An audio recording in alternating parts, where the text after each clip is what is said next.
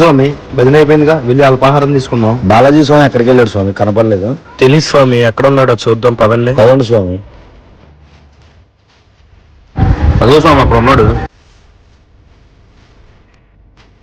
ఓ స్వామి, 12 దాటితే తినకూడదని గురుస్వామి గారు చెప్పారు కదా. బాగా ఆకలిగా ఉంది స్వామి, అందుకే తిన్నాను.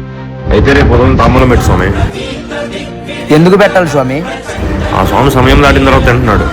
తినకూడదని కాదు స్వామి, అయ్యప్ప స్వామి భజనకు వచ్చినప్పుడు ఏ టైం అయినా సరే స్వామివారి ప్రసాదం తీసుకోవాలి. మా గురుస్వామి గారు తినకూడదని చెప్పారు. ఆ గురుస్వాములు అలా ఎందుకు చెప్తారంటే, సమయం దాటిన తర్వాత తింటే పొద్దున్నే పూజకి బద్ధకంగా వస్తారని అలా చెప్తారు స్వామి.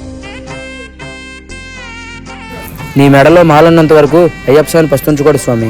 ఎందుకంటే అయ్యప్ప అంటేనే అన్నదాన ప్రభు, అలాంటిది ఆ స్వామిని ఎందుకు పస్తుంచుతారు? ఈ రోజుల్లో యూట్యూబ్లో చూసి ఎంతో మంది ఎన్నో రకాలుగా చెప్తున్నారు, కానీ ఆ రోజుల్లో స్వామివారి పడిపూజ కార్యక్రమం ఎంతో అంగరంగ వైభవంగా జరిగేది. కొంచెం లేట్ అయినా కానీ స్వామివారి ప్రసాదాన్ని ప్రతి ఒక్కళ్ళు తప్పకుండా స్వీకరించేవాళ్ళు. ఇలా ఎప్పుడూ ఆకలితో ఉన్న అయ్యప్పల్ని భజనలో ఇబ్బంది పెట్టదు స్వామి. సరే స్వామి. స్వామియే శరణమయ్యప్ప.